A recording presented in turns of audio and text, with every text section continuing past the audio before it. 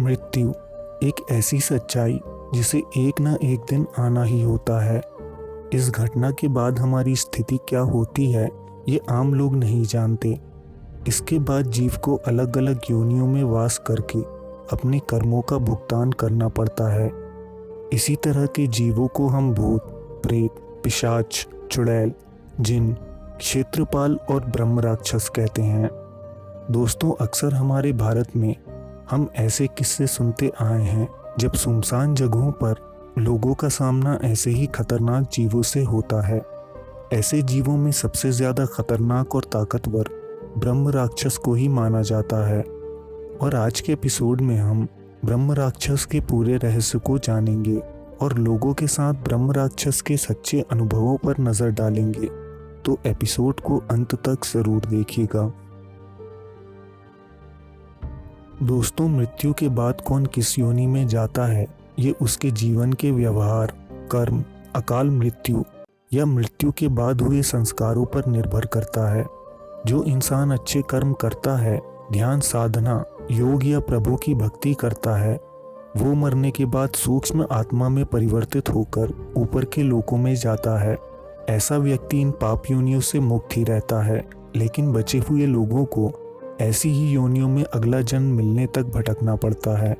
उदाहरण के तौर पर मृत्यु के बाद आमतौर पर इंसान भूत बनता है। इनकी तादाद सबसे ज़्यादा होती है। अब अपने बुरे कर्मों के अनुसार लोग प्रेत योनि में भी जाते हैं। कोई अतृप्त जवान महिला मृत्यु के बाद चुड़ैल बन जाती है, जिनका अस्तित्व अपने आप में अलग होता है। वो इसी योनि में पैदा होते हैं और मरते भी हैं। लेकिन इन सब योनियों में सबसे खतरनाक योनि ब्रह्म राक्षस की है। जब कोई ब्राह्मण जिसे वेद उपनिषदों का ज्ञान हो, या फिर ऐसा ब्राह्मण जो भगवान के लिए आए पैसों का इस्तेमाल अपने जीवन में करता है, उसे मृत्यु के बाद ब्रह्म राक्षस बनना पड़ता है। इन ब्राह्मणों के पास वेदों के ज्ञान के साथ साथ शक्तियाँ भी होती हैं, और यही वजह है कि ये हमारा सबसे ज़्यादा नुकसान भी कर सकते हैं।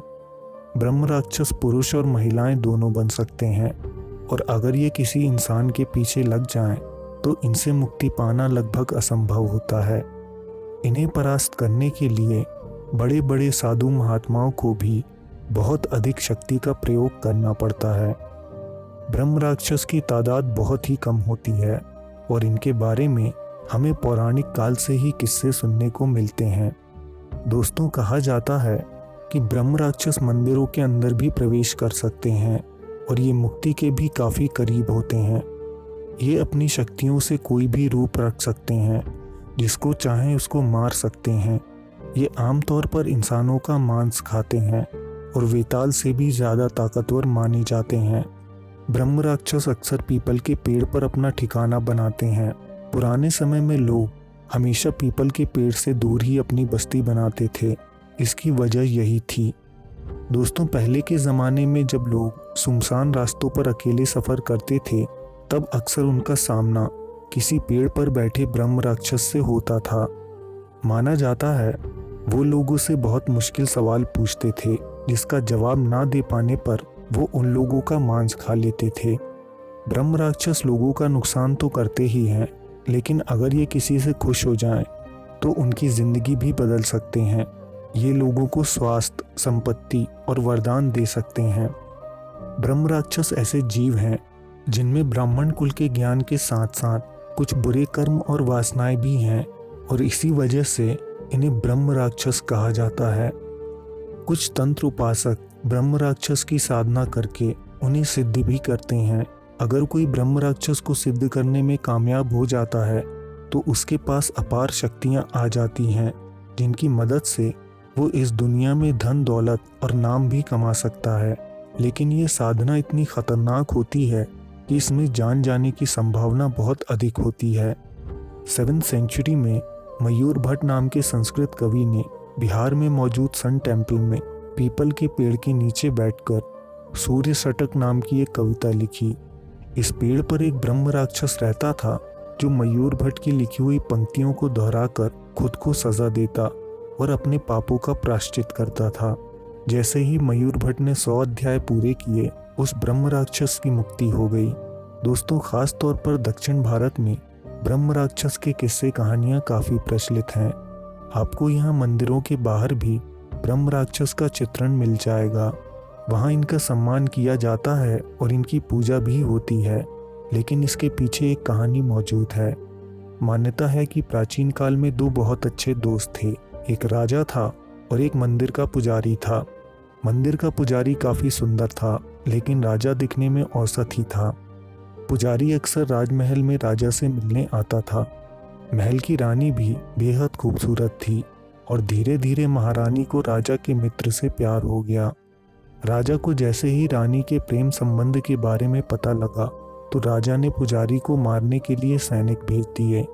उन सैनिकों ने गलती से उस पुजारी की जगह मंदिर के दूसरे पुजारी की हत्या कर दी। अब उस पुजारी की पत्नी इस घटना से बेहद क्रोधित हो गई और उसने भी शरीर का त्याग कर दिया। वो एक ब्रह्म राक्षस में परिवर्तित हो गई और राज्य में उपद्रव मचाने लगी। राजा को अपनी भूल का एहसास हुआ और उसने एक मंदिर बनवा कर उस ब्रह्म राक्षसनी से वहां स्थापित होने की प्रार्थना की। तब से राज्य में शांति हो गई और लोग इसकी पूजा करने लगे। इसके बाद उस क्षेत्र में जब कोई मंदिर बनवाया जाता तो साथ ही एक छोटा मंदिर ब्रह्म राक्षस के लिए भी बनवाया जाता था और वहां भी दीपक जलाया जाता था। दक्षिण भारत का श्रृंगेरी मंदिर दरअसल एक ब्रह्म राक्षस का ही मंदिर है। इसके अलावा अगर महिला ब्रह्म राक्षस की बात करें तो ये भी अपने जीवन काल में ईश्वर की उपासक रहती हैं, जिन्हें काफ़ी ज्ञान उपलब्ध होता है, लेकिन अपने बुरे कर्मों और ज्ञान का गलत फायदा उठाने की वजह से मृत्यु के बाद इन्हें ब्रह्म राक्षस की योनि मिलती है। इनके पास भी अपार शक्तियाँ होती हैं और ये अक्सर खूबसूरत महिलाओं का रूप लेती हैं। हमारे भारत में कई ऐसे किस्से भी सामने आए हैं जहाँ सुनसान इलाकों में महिला ब्रह्म राक्षस का किसी पेड़ पर वास होता है। वहाँ से अकेले गुजरने वाले लोगों को वो रूप बदलकर आकर्षित करती हैं और जब कोई उनके जाल में फंस जाता है तो वो उनकी जान लेकर उनका मांस खाती हैं। ऐसी ब्रह्म राक्षस महिलाएं भी अगर किसी से प्रसन्न हो जाएं तो उसकी ज़िंदगी बदल सकती हैं और उन्हें वो सभी सुख दे सकती हैं जिनकी कामना किसी भी इंसान को होती है। दोस्तों, ब्रह्म राक्षस का वास ज़्यादातर पीपल के पेड़ पर होता है और घर बनवाते समय अक्सर लोग इन पेड़ों को काटकर मुसीबत में पड़े हैं। ऐसा करने पर वो ब्रह्म राक्षस क्रोधित हो जाते हैं और उसी इंसान के शरीर में प्रवेश कर जाते हैं जिसने वो पेड़ कटवाया हो। इसके बाद उस व्यक्ति या महिला का व्यवहार बदलने लगता है और धीरे धीरे उसकी जान चली जाती है। इन ब्रह्म राक्षसों को किसी के शरीर से बाहर निकाल पाना बेहद मुश्किल काम होता है, इसलिए भलाई इसी बात में होती है कि इनसे बचकर रहा जाए। आज के एपिसोड में बस इतना ही।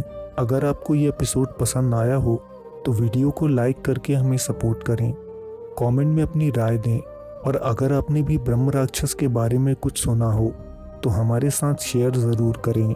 अगर आप नए हैं तो हमारे चैनल को सब्सक्राइब भी कर सकते हैं। हम जल्द आपसे एक नए एपिसोड के साथ मिलेंगे। धन्यवाद।